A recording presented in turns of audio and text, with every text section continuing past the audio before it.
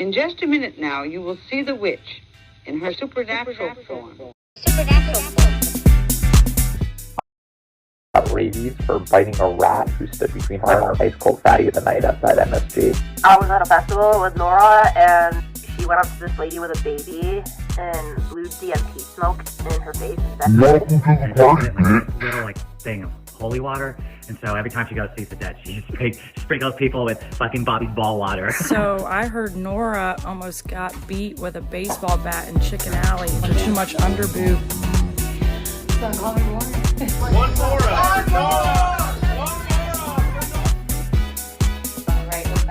Welcome to the party, bitch. All right, everyone, welcome back to the 4th episode of Don't Call Me Boring, the podcast. And guys, you know, you've heard me say I've sworn off musicians, but what if I ever followed rules, okay? I had to make an exception for the one, the only, the man with the best hair I've ever seen, a Pisces playboy, the one, the only Tom Constanten of the Grateful Dead. Hi, Tom. How are you? Ambulatory. Want to stay that way. You're what? Ambulatory. Up and around doing stuff. Oh, heck yeah. Rocking and rolling. I love to see it. So, Tom, you might not recognize me because the last time you saw me, it was like 6-7 years ago, and I was dressed up as Cinderella, and we were at the O Street Mansion. Well, you know, if I jog my memory, it might fall out. How about that? Gosh, don't jog it too hard. It was maybe John Kay's birthday. Do you remember Okay, that? I remember that one. It's Yeah. you would have just blended in if you were in a flamboyant costume. Well, everyone, I think you were in costume too, I think, if I remember correctly. Everyone was in costume. And I remember it was like that hotel with like the hidden little passageways and stuff. Secret doors and Yeah. several floors and all sorts of stuff like that. Yes. Yeah, that was awesome. And that was the first time I heard you play Mountains of the Moon. And oh my gosh, it was amazing. Are you Oh, still in sweet. touch with John Kay? I bring it with me, and that was a fun night with John Kay. I think that was the night that I sang "Ripple" in Hawaiian. Oh my gosh, you did. I think I have a video on my Facebook. How do you know Hawaiian? That could well be. I had it translated into Hawaiian.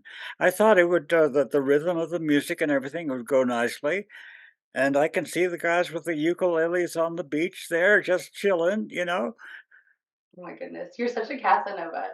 Another thing we have in common is that you and I are both members of a very exclusive club. You and I are title holders of people who have lived in France, North Carolina, and the Jersey Shore. How about that? It's interesting. Oh, yes, Asheville. I saw. Uh, Yeah. and I was in Charlotte, which is it's only a couple hours away from Asheville. It seems closer, and in a sense, it seems farther. Though you get Black Mountain up there, Oh yeah. Isothermal University with their radio station. Sure, it was a lot of fun. Yeah. Why'd you move to Charlotte? Why didn't you move to Asheville? Uh, well, it's a long story. Uh, I got nothing but time. I had in January I became a father. In April, I got under the wrong attention from the IRS, and I couldn't afford to live in the Bay Area anymore. So I moved in with relatives in Charlotte. Well, first we were in Hickory Oh really? for a year. I mean, it's the perfect place for the Federal Witness Protection Program to place its clients. You can't find anything. They had this bizarre grid system of their streets. And of course, in Charlotte, you have the corner of Providence and what's the other? Queens. Whereas if you turn left, you stay on Providence. If you go ahead, you're on Queens. Stuff like that. So there are all sorts of quirks. Oh my goodness, that's so funny. I had when I was living in Asheville, one of the neighborhoods I lived in, there was someone in the witness protection program. So that's funny you say that. But you know what? My uncle used to work for the IRS, Tom. So for you, I could maybe do a favor for you. I should have known you back then. I Yeah. know. What the heck? We're two ships in the night. Asheville is the relatively sane part of the state, actually. Wait, what? I have never heard that in my life. I'm like, there's something in the water there. Everybody's crazy. Oh, you should go down sometimes by the shore. Oh boy. Of course you are, the Jersey Shore. Yeah, I grew up in Manasquan, Yeah. and Well, you're Long Branch, right? I was born in Long Branch, grew up in Elbron, which is part of Long Branch. Went to Asbury Park lots of times as a kid. Did you party with Bruce Springsteen? Well, I was like 7 years old when I moved away from there. Yeah, I I, Uh, I know. I did some research for you. So you know what? I'm gonna cut you off because I have so many questions and we're just gonna dive right in. So it's Christmas time. So I want you to think about that and think about your year and what you've done this year. Do oh, you think sure to it's look on the back. naughty or the nice list? Well, as I've been putting it, other than two car crashes, a stroke, and another dance with the COVID tree, uh, it was a pretty good year. Yeah, you're on the nice list? Oh, in all sorts of ways. I'm still touring. I'm still going out and performing, and there's lots of that scheduled for next year. On the slate. I'll be back in Portland, Maine, and in the Northeast, and possibly Europe again. Well, what about Jersey City? We're I think that's definitely on the agenda, someplace around there for sure. It It's better be. That's where I yeah. live. Well, Phil Lesh used to call it America's cash register. I mean, you got to go there. Oh my God. Well, I live in Jersey City. Um, but yeah, I've heard that's one of the tamer things I've heard of people say of Jersey City. I like to call Jersey the California of the East Coast. Don't you agree? I call it God's country. Yeah. I mean, For it's God's it's sake. wonderful. The, I remember the boardwalk in Asbury Park and all the little goodies you could get to eat there and do. I mean, I was wild-eyed with joy. They had little rides. There was a little train ride that I went on there when I was a kid. You get horsey rides, all sorts Driving of that fun stuff. train. Yeah, Ah, that's okay. actually across in the country. I stopped in Jackson, Tennessee, which was the home of Casey Jones, and they Wait, have a Casey Casey. Jones is a real person? Absolutely, I had no idea. Tell me more. yes. He was. It's like the story of Phantom 309. He sacrificed his life to save the kids on the train that was out of control. And, no, he was a real person. He ran in lines in Tennessee, and,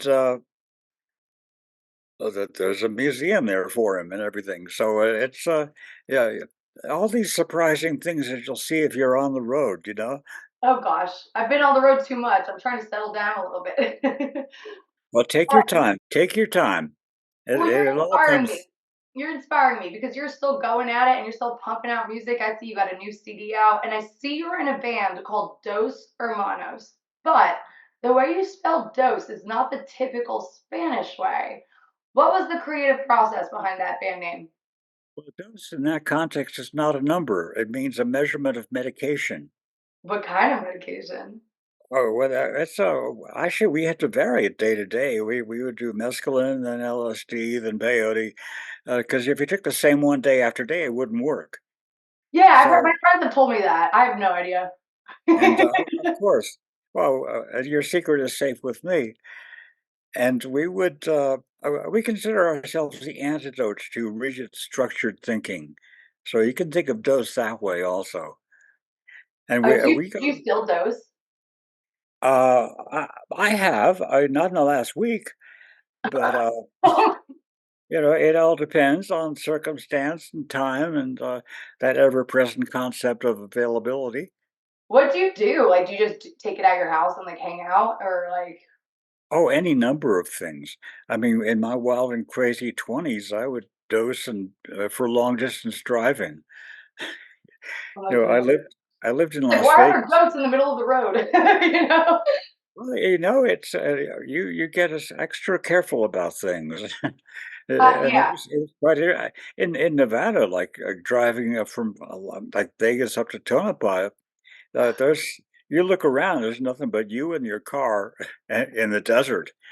It's not that far from And now Area is that 50, changed colors? and not that far from Area 51.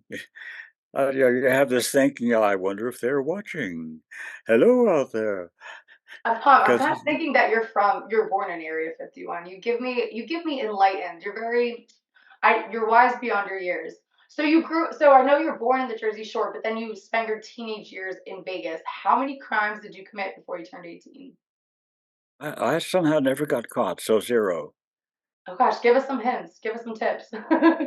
Well, no, I was, other than the psychedelics, I was a relatively tame nerd before they called them nerds.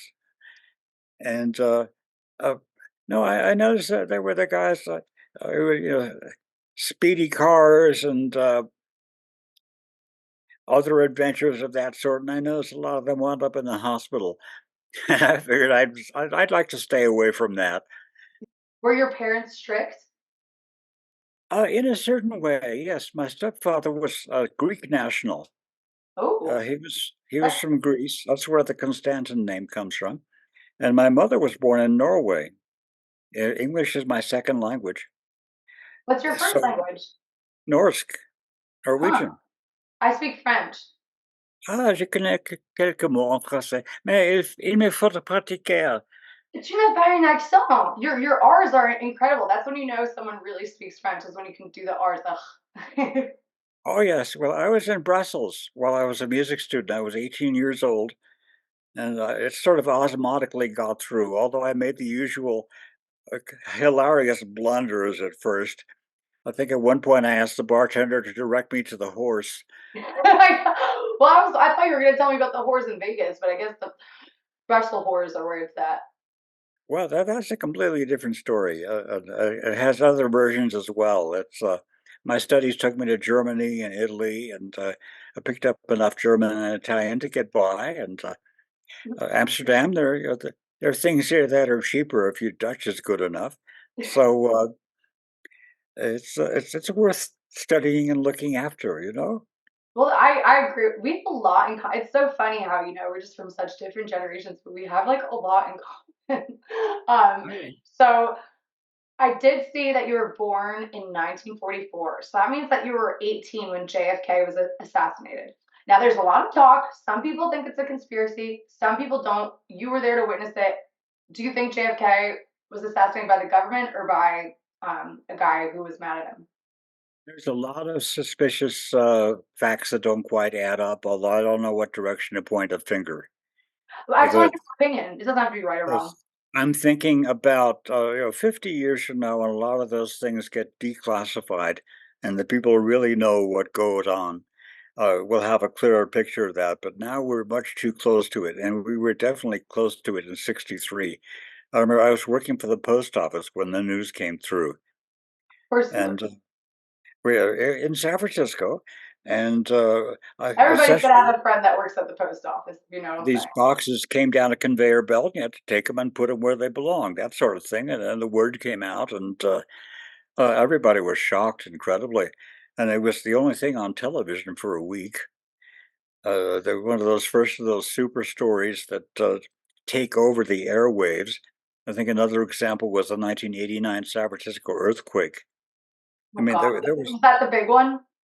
it's like it was suddenly an advanced vision of what cable news is like now, where they have the same story and they whip it over and over and over. Kind of like the waves that this podcast will make throughout the internet. Sure, there you go. Gosh. So I think that you're the epitome of a gentleman and a scholar. And I say that because I saw that you spent some time at Berkeley College of Music. And this guy called, what was his name? Phil Lesh was your roommate. What was he like as a roommate? Give me the good, the bad, the ugly. What you see is what you get. You Very think? bright, very bright. I've described him as an elephant soul. One describes oneself as blessed for having known. Uh, uh, into all kinds of music. I mean, we were listening to Stockhausen and then Coltrane and then Chico Hamilton and then who knows what. I remember one time he had gone to bed and I put on a Mahler symphony and he walked out and I said, "Oh, if you want, I can turn it down." He said, "No, don't turn it down, turn it up." And we had another listening fest for the rest of the night. So playful. I think most of us denizens from the '60s have that playful streak. I know Country Joe McDonald and I. If you ever came backstage and it was just the two of us there, you were fair game. What? Are you calling me pretty? Or what do you mean by that fair game? Oh, well, no, we would play with you, well, one way or another. Okay. I think you're flirting with me. It started once when he was back there alone, and he started playing with me. Instead of freaking out and getting out of there, I played back. Wait, so And Country Joe, I'm so sorry, I should know this. Country Joe, did he do like going up the country? Is that him? that's Canned Heat. Oh, okay. And I've appeared with them also, and they're also a lot of fun. They're I so mean, it's this anomaly of the universe that all these people showed up in the San Francisco area in the 1960s and started making music, and all kinds of fun people. I mean, it's some of them are relatively straight. I mean, Peter Alban, Bruce Barthol had these straight periods. I think I might have had one myself. That's the time you don't remember. that means you had a good time. I'm like, anytime I meet someone from the 60s, I'm like, if you remembered the 60s, you probably were lame. Um, oh gosh, I'm so starstruck in front of you. I'm sorry, I have a brain fart for a second. So you left Mhm. Berkeley, you dropped out of Berkeley, and then you went back to school to Mills College. And when I was researching you, I resonated with that because I dropped out of college and then went back. How did it feel? Why did you decide to go back to college? It's kind of a big undertaking. It's Phil and I went to Mills College to take the course with Luciano Berio, a What's that? contemporary. He was a contemporary composer of wild and crazy pieces. There was a recent piece of his then, which it was for a quintet, and they recorded themselves and they played the recording while they were playing, and so it was interactive with live and recorded music. He did a piece for his wife, Kathy Berberian, where she was a singer, and there were stage directions to move around the stage so she would sound closer or farther away.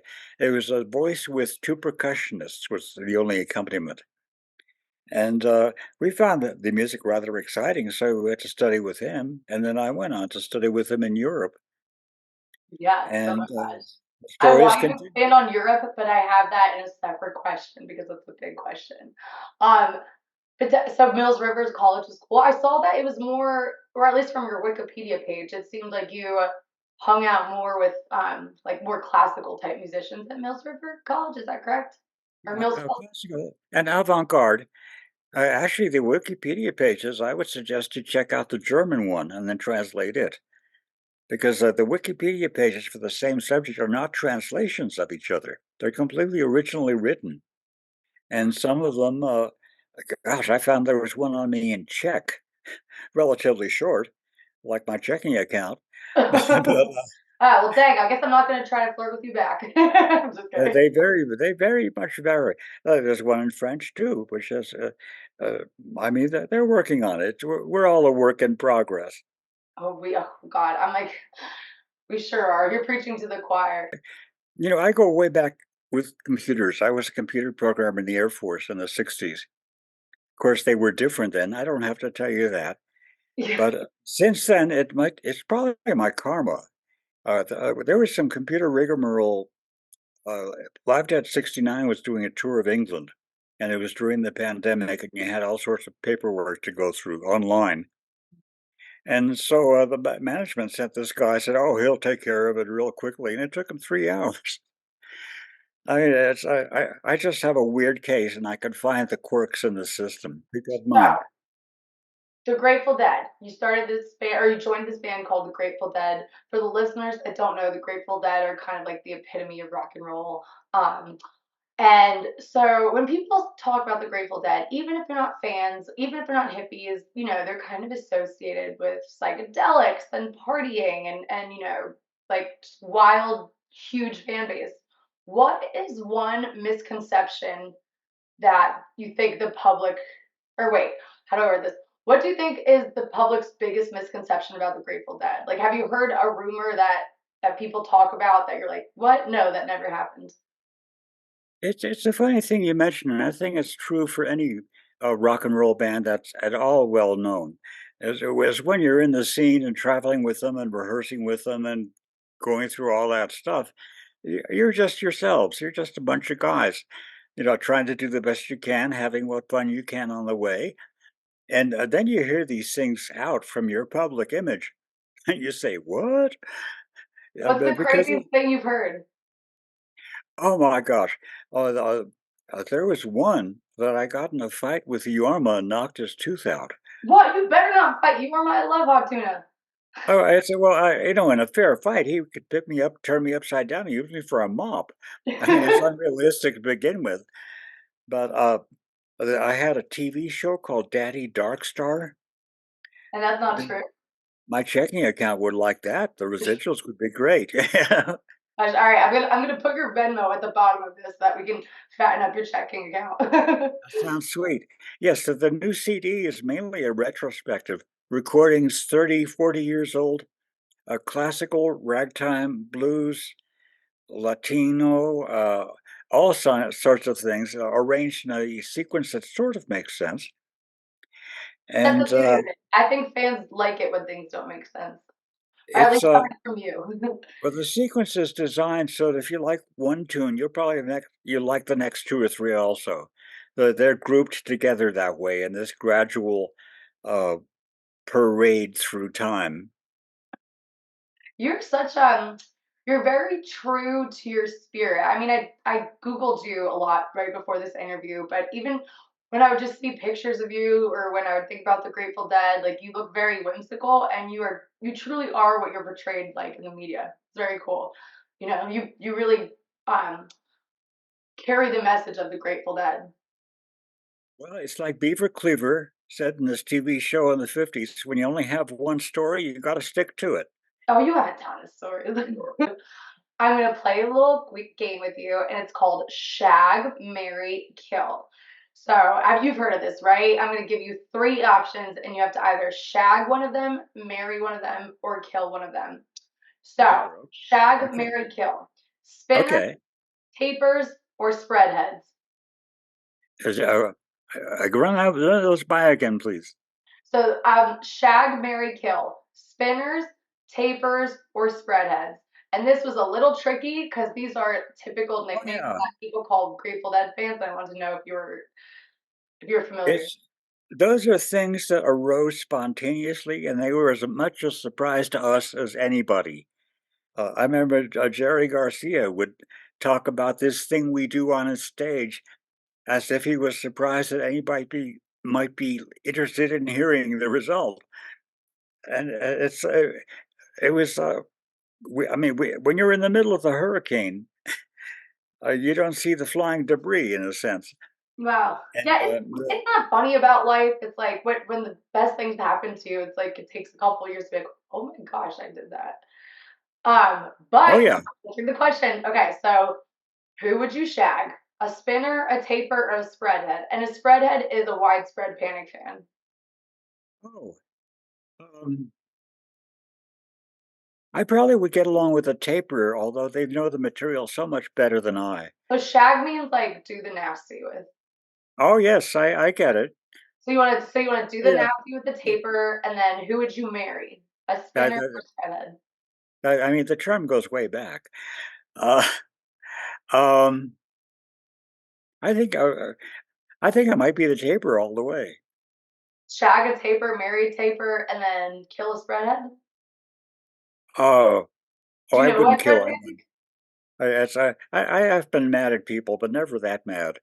panic? And I was in the military, and that's what their job is usually. But fortunately, I wasn't in that department. I was programming the computers of 65 years ago. Goodness, you're so smart. It's so funny. Back in or a couple years ago, when I was writing for a magazine, I interviewed the man who sold the first computer to the family who owns Walmart. Uh huh. I'm like, I wonder Oh if you yeah, know him. it's still living memory. Yeah, But the medium is changing so incredibly much. I mean, look at us here. I Like know. this would have been unimaginable back Yeah, in my day. I was in the Air Force. They sent me off on TDY. That's temporary duty a couple times, and one of them was to headquarters of IBM in Los Angeles oh wow. to learn some advanced programming languages. And the top of the line System 360 had 128K CPU. I mean, a Mac Plus is four times as much. Wow. And us programmers are thinking, my gosh, who could use that much? And you can see how far we've traveled now. We've gone to application oriented languages because cycle time and memory doesn't matter much anymore. When you have only 16K, which is what we had at the installation of the Air Force, you got to think as fit your program into the computer.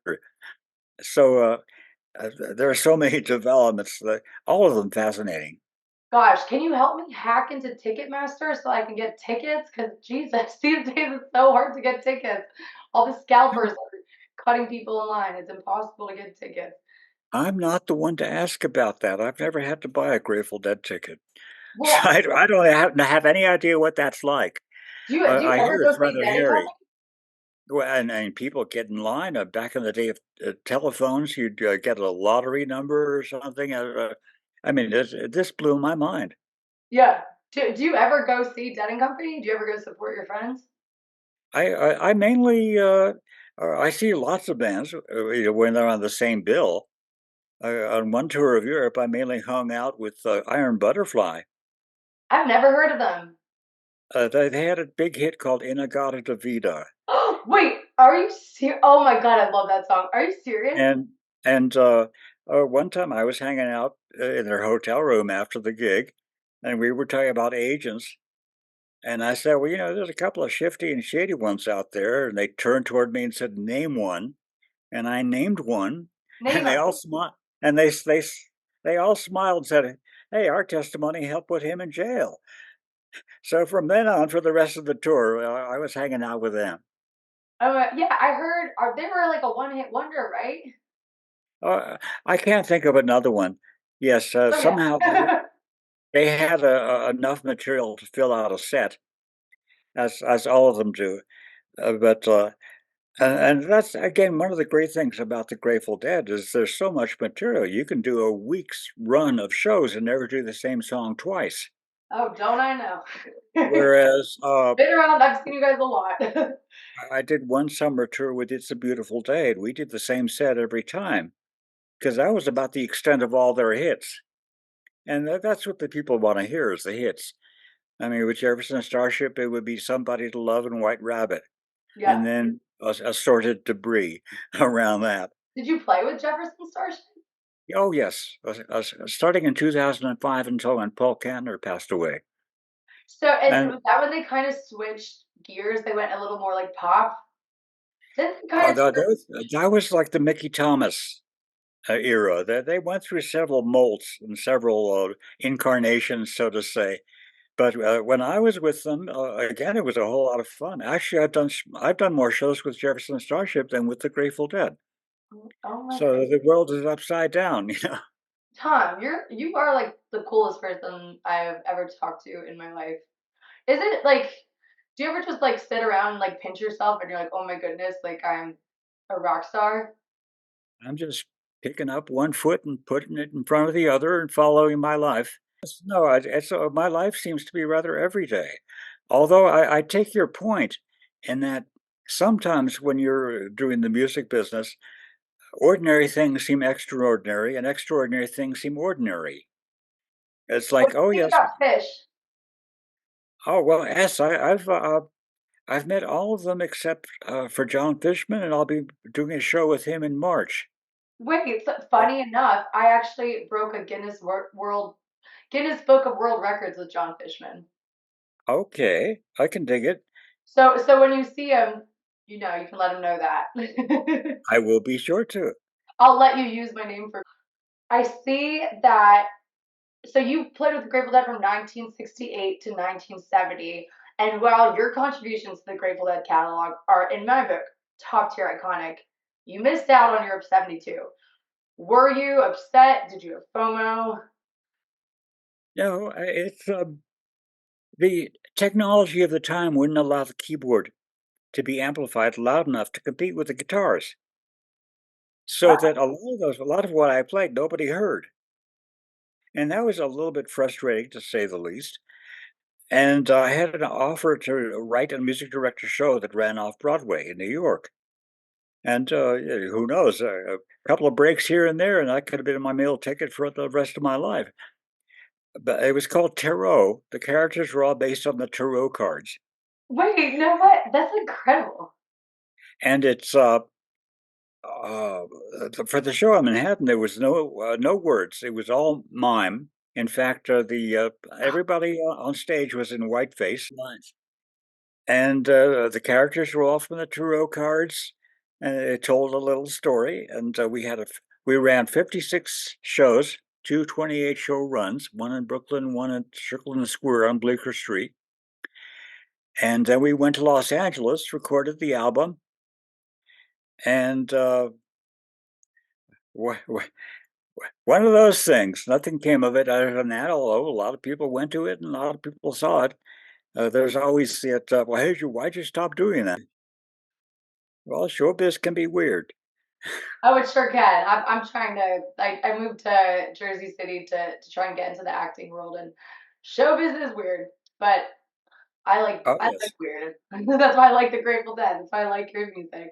So I gotta ask you. Actually, I'm not gonna lie. So many people have asked me to ask you this when I said it, that we're having an interview. Give me the craziest story about Owsley Bear. The craziest story about what? Owsley Bear. Owsley. Um, okay, many times we would do dinner, and one time he was pouring tea for Jerry Garcia, and somehow the teapot opened or and there was tea all over the table. And Jerry said, "Here's this chemist we're trusting with our lives, and he's making this mess." There was another time it was Owsley Weir and me, and this was at a Hyatt hotel in Chicago. We went down to the dining room to eat, and they said, "Oh, you must have a jacket to eat here. It's a sort of a formal thing." And we were about to go, and they said, "But wait, we have jackets." And so here's Owsley with a jacket that's about 3 sizes too big. Me with a jacket that's about 2 sizes too big. I mean, all the jackets were too big, and Weir said it was kind of like we were just getting to know each other. We were like cats checking each other out. Oh, I thought you were gonna add more to it. So you had all three of you went on a date for dinner, and you had big jackets, and that's Well, it. it was dinner time before the show. It's like the petty mundanities and inundate all our lives, inundate ours also. There So was a did yes. you guys did you play on Playboy After Dark? Oh yes. Oh So yeah. the rumors that I've seen online is that Owsley dosed the set before. Is that true? I understand it is. They didn't get me, although they did other times. Uh, but they got some of the crew. And the thing I remember from that is, according to the musician union, the contract, Bill Kreutzmann was a band leader. I mean, they just picked somebody. So, being all by the book, the crew working for the TV show said, "Okay, let's get Bill up here to talk to Hef." And Hef asked him, the cameras are rolling, and said, "Well, what can you tell us about this piece?" Yeah, the piece was Mountains of the Moon. And Bill Kreutzmann said, "I don't play on this piece. I have nothing to do with it," which caused a little bit of consternation among the staff. And then somebody said, "Well, hey, let's get Jerry." And as if it should have happened the first time. But after that little debacle, they finally got Jerry, and he sort of sidled up to Hef and said a couple of friendly things. It was all very phony. I mean, they had a library, one of the sets, and I've described the books as not even worth stealing. I think the most amazing one was Mrs. Pickerel Goes to Mars. Once like that, and behind me, I was playing a harpsichord. There was this hi-fi super sound system, which was just a facade. I mean, I could look through it. There was a place where you would put a tape, and behind it was like nothing. Wow. The I know whole that's thing was showbiz again. It's like all smoke and mirrors sometimes. Except absolutely. Now, what I would really like to see is the rest of the show. They had Sid Caesar was also on that episode, and an astrologer named Sidney Omar, who was one of the more, should I say, real astrologers. Some of them, Criswell, Carol Ryder would write stuff, and I'd say, "What?" Where Sidney Omar said, "Well, yeah, okay.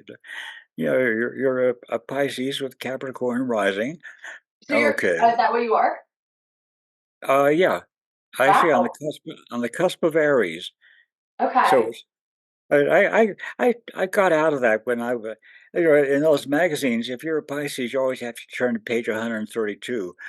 Yeah, you don't get the original descriptions, you know. And I Oh, got tired. I was dating a Pisces when I saw you when we were partying together in DC, and I think that was the last Pisces I met. Ah, Can you guess what sign I am? oh, you know, I'm notoriously bad at that. There Yes. was somebody who guessed my sign on the 12th guess, and that's hard to do. I've been really good lately. I've gotten it right on the first guess very recently for a couple random people. So guess, what do you think? Um, I'm guessing late in the year. Scorpio, Sagittarius. Oh gosh, we're about to fight. No, I'm a Leo. You're what? A I'm Leo. It's all about Oh, me. I'm a well. lion. Wow. Oh, I get it. I get it. Wait, you wear it well. You wear Thank it you. with great modesty. That's what fooled me. No one's ever called me modest. Mr. Constanten, 1994. Most people in the world know that as the year that I was born, or as the year that Stay by Lisa Loeb was the hit single. But in 1994, you were inducted into the Rock and Roll Hall of Fame. Is that correct? Yes, quite the glitzy evening it was. Yes, lots of stars all walking around. Definitely a memorable event. So I did a little research. Why was Jerry Garcia not about it? I will never know. Although they brought a cardboard cutout of him. Did And you when we say were that? standing up there on the stage, I had to say that I'd never seen him looking slimmer from my angle. So wait, I gotta know who in the band got the most chicks? Was it you? Was it Bobby? Who was it? According to Dennis McNally, it was me and Pigpen. Oh my, well, I mean, you have the best pictures of all the like professional headshots of you guys. You have the most iconic style. Like I love that picture of you with the hat. Can you describe to me what made you pick that hat? It looks like the things you get in poppers on Christmas. There's a new word going around, cosplay or cosplay. I've never. Cosplay, yes. Yes, well, we were doing that before it was a thing, so to say. There were amazing clothing shops in the Haight and elsewhere in San Francisco. That red jacket I was wearing at that in that picture, the Herb Green picture, I got at the town square on Union Street. And there was another place up on Upper Grant, above Columbus, above Broadway. And we were trying different things just to see how they'd look. Naturally, the hair, which is a totally new element. In the 50s, nobody had long hair. I mean, not even the women. I Yeah. mean, the hair all started to Except for lengthen. they probably had long hair somewhere else, huh? It's almost as if the world was in black and white back then, compared to how it turned out in the 60s. And I think the charlatans, especially, intentionally had I think it was called uh, Salvation Army chic. Yeah. Yeah, they got those kind of clothes, and they were like turn of the century, like 1890s, Belle Epoque, Gilded Age Yes, look. Belle Époque. Oui, yes, It right. could be anything. Where we played the black and white ball, which was a benefit for the opera company. And we dressed all in black and white, but in different costumes. Jerry Garcia was a pirate. Mickey Hart was Zorro. I was Ichabod Crane, complete with a three-cornered hat. And so the idea of costume, that was perhaps an exaggerated version of it. It was all over the place. And I think it was all, a lot of movements after the 60s rock movement really welded the idea of costume and fashion Yeah. with the music they were playing. David Bowie, uh, R.I.P. grunge at the other end. Uh, and so there are all sorts of possibilities of connecting them. And we were just at the very beginning, the first wave of that sort of thing happening. And one of the most charming things about the 60s and all that was going on, I mean, mind you, the technology was 50 years behind what it is today, but nobody knew what they were doing. We were all wandering through the dark, learning things, discovering things, When you're doing something that hasn't been done before, there's no one to tell you how to do it. So are liberated in that sense. When the Grateful Dead first are in the studio with a 16-track recorder, we get 14 tracks filled, and then here comes Mickey with his cowbell. So all things. Were you in the recording studio when he did like the rap for Fire in the Mountain? We had a lot of interesting adventures in the recording studio, both Oh, in Los Angeles and San Francisco. but but Mickey Hart does like a rap version of Fire on the Mountain. Were you there for that? No, but I did a rap version of Subterranean Homesick Blues. Oh my gosh, okay, you have to do it right now. Give No, me 10, that's please. it's natural. We're up there to have fun anyway, right? Can you do a 10-second sample of your rap version of Subterranean Homesick Blues? Oh, Johnny's in the basement mixing up the medicine. I'm on the pavement thinking about the government. Man in a coonskin hat and a big band wants $11 bills. You only got 10.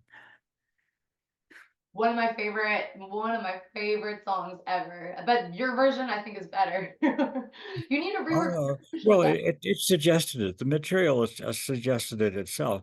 I mean, Bob Dylan's material is so rich. I do a version of All Along the Watchtower, where except the accompaniment, I play Werewolves of London. Oh, And invite the audience to howl along. Yes. oh my goodness. Wait, so let's pretend we're at a concert. Will you invite me to howl along? Oh, absolutely. In perpetuity, you have a perpetual howl license. Right, ready? Let's howl together. One, two, three. Oh, Oh, werewolves of London. yeah, there we are. Oh my goodness, we should start a band. You know what's funny though? Have you ever heard the story of how Bob Dylan got arrested in Long Branch? Uh, is that the thing about the chess pieces? I don't know about the chess pieces, but he No, it's that I have heard. There are so many stories, and I get them confused.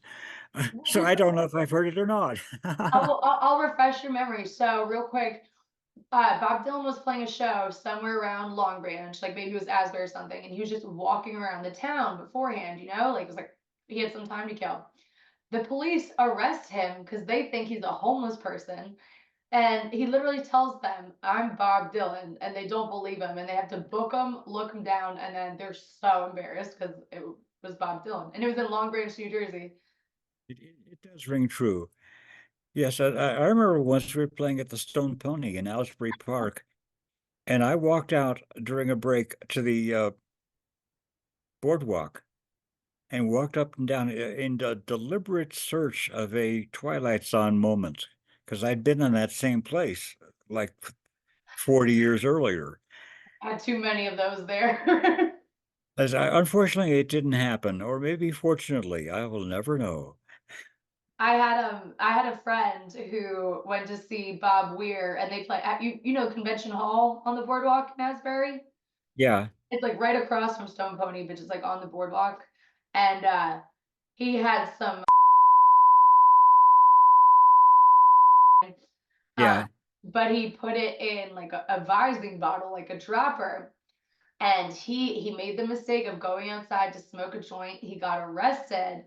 It's the second half of the show. Me and my friend are like, crap, we took some, we can't go to the jail. And so then at the end of the show, all of a sudden we see him appear. He gets released. That the cop didn't was too stupid to know or to check the eye drops. So yeah. yeah. Well, Jerry Garcia on the New Jersey Turnpike. What happened there?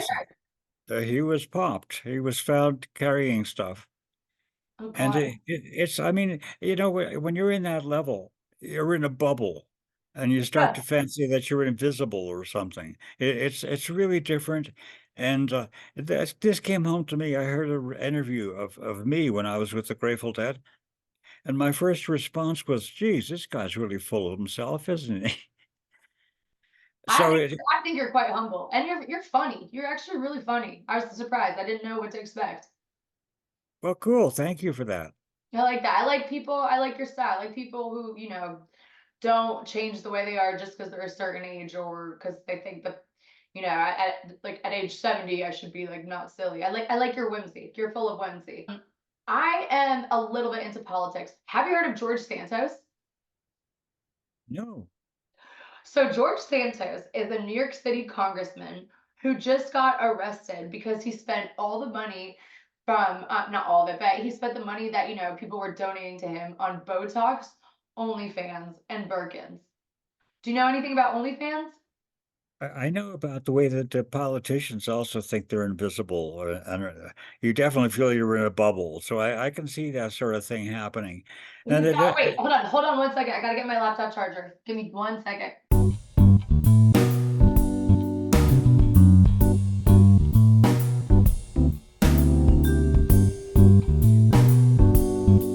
I'm back. While I'm plugging this up, what type of music are you listening to? What's like some new music that you've discovered recently? most of the music I listen to is underneath my fingers when What I'm does that playing it. mean? So and I've been taking out just sheet music and browsing through it and seeing what I find. It's designed to be entertaining, of course.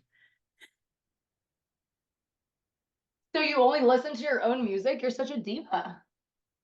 Well, oh, it's available, it's easy, and my attention span has been fragmented. I don't know if the last time I heard a whole symphony. Although we have an opera house here up the street. I live in New Mexico, and I get to the Santa Fe Opera. Wait, And you're the first person I've met to live in New Mexico. I've been like talking to people how I've never met someone that actually lives in New Mexico. Can I come oh, visit? I've been doing it for a couple of years now. Can I come visit you? Oh, I think you'd enjoy it here. It's less humid than back east. Are you married? Yes, Nice. this this past year. You just got married this year? Yeah. Congratulations. What the heck? What drew you to this woman? We met in an advanced chemistry class at UC Berkeley in 1961, Wow. and we sort of picked up where we left off. So was Sam Cutler your manager, or was that after your time? So which time? Was Sam Cutler your manager? Oh, he was Grateful Dead manager. He took over after Altamont. But Yeah. was that when you were with them? Did you work with Oh, him? yes, I remember him. Yes, we just Yeah. lost him a couple of months ago. Yeah, I know. I used to always, I don't know if you're familiar with the festival Gathering of the Vibes. Yeah, yeah. I last saw him. We were changing planes in Charlotte. And we happened to be there. And wow, He's that sort of so stuff happens. It's part of the magic, I guess. he was really really cool. Did you ever hang out with Janis Joplin? Oh, yeah. I met her backstage at the Fillmore East. Very Can you sweet, tell me very something that gentle. nobody knows? Like, tell me a secret about her. Although she could be feisty. I remember there was one time when three or four different people dosed the apple juice of the Fillmore West, and her trumpet player had a snort, so to say. And I remember seeing her burst backstage and tear into Owsley, which was sort of poetically unjust because he had nothing to do with this one. It was other people. But she could definitely have a feisty side. Yeah. Wow. Did you have a crush on her? Um, yes and no. I remember they asked Pigpen about it, and he said, "Well, I had my chance," and I would say the same thing. Did you hook up with her? Did I what? Did you make out with her, or did you? Oh, actually, no. Our relationship was quite friendly, and anything could have happened. But she was that way with a lot of people, so I I wasn't greedy. Maybe I should have been. I would Who have more I'm sorry. interesting stories. Wow, I know, gosh, I could pick your brain forever. Um, okay, this is also just a random question. So when I was living in Jersey Shore at the Jersey Shore before I moved to North Carolina, I would see Phil Lesh all the time because he was at the Capitol Theater. And so, as you know, Phil Lesh always does the organ donor rap. Are you an organ donor? I haven't had a chance yet, Should I but become one? I don't know. I'm scared. I've heard that if you're an organ donor, there's like this rumor, I don't know if it's true, that if you're an organ donor and you get in like a car crash, that they won't like help you because then they can just harvest your organs instead. Is that true? Well, I'm thinking about I have run this car so hard and so long. I don't know if any of my organs would really much help somebody else. So, I uh, beg to differ. mind you, I had a heart attack in 2012, and I've had a couple of other issues since then. So, I mean, all the weed I've smoked, the lungs, I don't know how much that would be worth. I'm figuring like I'm an old decrepit jalopy who are not even worth spare parts, you know. No, you're not. The only time you got to worry about being old is if you're a banana. That's what I say. Well, everybody thinks they're old. I've had when I was I a think I'm kid, old. when people in their 20s saying that they feel old, and you know, you probably do. I probably said the same thing. Yeah. But now I look down, I see people in their 60s, and I talk to them as kids. Yeah. You know, so it's all relative. You know, I mean, speaking of being in your 20s, so I'm 29, and I'm not gonna lie, I've been going through a transition in my life. What advice do you have for a 29-year-old? actually, let's see, 29, that would be 1973. I was working for the post office. It was one of my off periods. I then got a position at the State University of New York at Buffalo. So if Do you that, have any if advice? Like, do you wish you could tell your 29-year-old self something, or do you have any advice for me since we've been getting to know each other a little bit? I need advice. uh, Is what I'm trying to say. I need your wisdom. I can't think of any problem I had back then that wouldn't have been solved by more money, just by Agree. everything, anything that they say about that. Um, I would say believe in yourself. If you think you're on the right track, you probably are.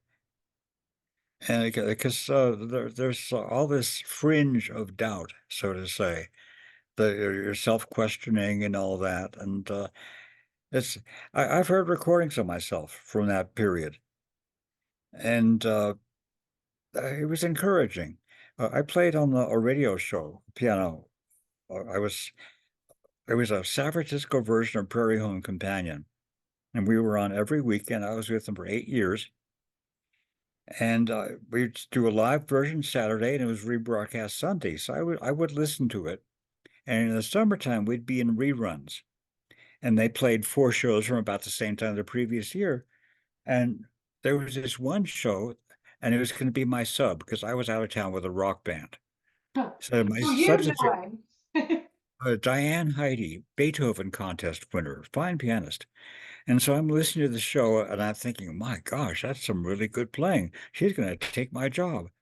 And then it turned out that I had miscalculated. It wasn't the show that I thought it was me.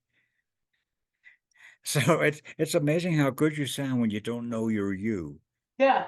No, I totally relate. That's great. Let's see. All right. So since we only have a little bit of time left, I created Okay. a game for you. Okay. So this game is called Baby or Daddy. And the premise of this game is that so you were born in 1944, which was Yeah. before a lot of common everyday necessities that we use in the present day. Um, like there was a lot of inventions that were invented after 1944 that you'd be surprised. So I'm going to give you an invention, and if you think it was invented before 1944, you're going to say baby. If you think it was invented after 1944, you're going to say daddy. You got it? Okay. All right, don't let me down, Tom, okay? All First right. I'm one. bad at this, but well, here we go. Oh, it's all fun. I don't have a cash prize, unfortunately, but Okay. one day when I make it big, I'll send you some. All right, the birth control pill. Are you a baby or daddy? I'm definitely daddy. That's after my time. Wow, good job. Okay, you get 1 point. It was invented in 1961. The credit card. The grape, The credit card. the credit card. Um, Actually, credit cards are, I would say daddy, except there were You want things in the 40s called charger plates. Department stores had them. And it was like this metallic thing, and they would go, you go into Gimbals or Macy's, any of the big New York department stores had them. Oh my And god. it I was a learned big her thing. charger plate. Society matrons had charger plates. I think my mother had one. Wow. So no, you're right, Daddy. It was invented in 1952. Okay, the electric guitar. Oh, I thought that was Leo Fender or Les Paul, and that was in the 50s. So I'm thinking Daddy. You're wrong. It was invented in Really? 1933. It was in what? I didn't look too far into it, but Google said 1933, so you could be right. Sliced bread. Who? Sliced bread. Sliced bread. Is much older. I would be a baby. Yeah, yeah, you're right. 1931. OnlyFans. Only, OnlyFans.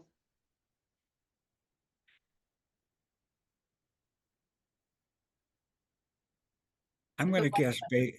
ba I'm gonna guess baby. No, it was invented in 2020. So OnlyFans is one of the websites that the congressman I told you about. It's pretty much like it's porn, pretty much. It didn't ring a bell, which is obviously why I missed. Well, good. You're a good married man. You passed that test. All right, lava lamp. Lavalin? The lava lamp. Oh, the lava lamp. I think that came out in the 60s, so that would be Daddy. You're so smart. 1962. You're right. The Rubik's Cube. That came out later. That was also Hey, 60s.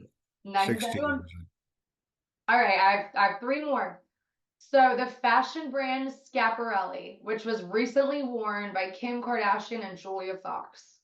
I'm thinking it's much older, so I'd be baby for it.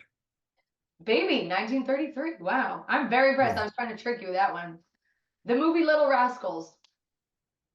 The movie, Little Rascals. oh, I'm definitely a baby. Yes, we call them the R gang comedies. Dang it. I'm Wow, still a I'm very baby. impressed. The world-renowned, widely studied, and speculated Vanity Fair article on Alexis Nyers by Nancy Jo Sales. I have no idea at all. It's a total blank. That was a trick one. That's for the younger people that are listening. It's Daddy. It was 2011.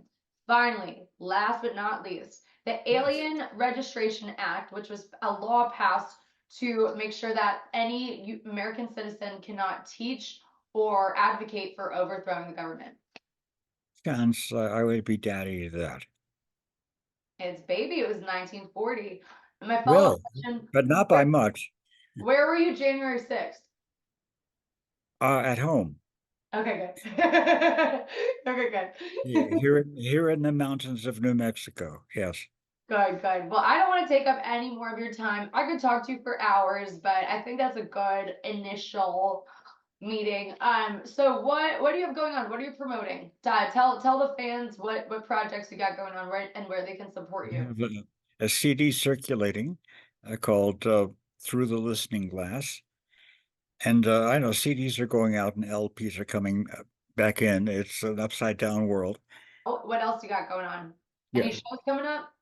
I have, well, actually, there's a new Dos Hermanos CD, which is also available for streaming, uh, called Persistence of Memory. And it's just as surreal as the original Salvador Dali painting. And I have several tours coming up. Live at 69 will be in the Northeast in April. And I'll be doing a show with uh, it's a festival that a guy has in Portland, Maine every March. Last year we had Cyril Neville and Oteil Burbage, Oh wow. and this coming year we have Steve Kimmock, Oh, I'm, John Fishman. So it's the old throng. did you hang out with New Riders at the Purple Stage? Oh, sure. When Jerry Garcia played with them, They're my even besties. Buddy Cage also.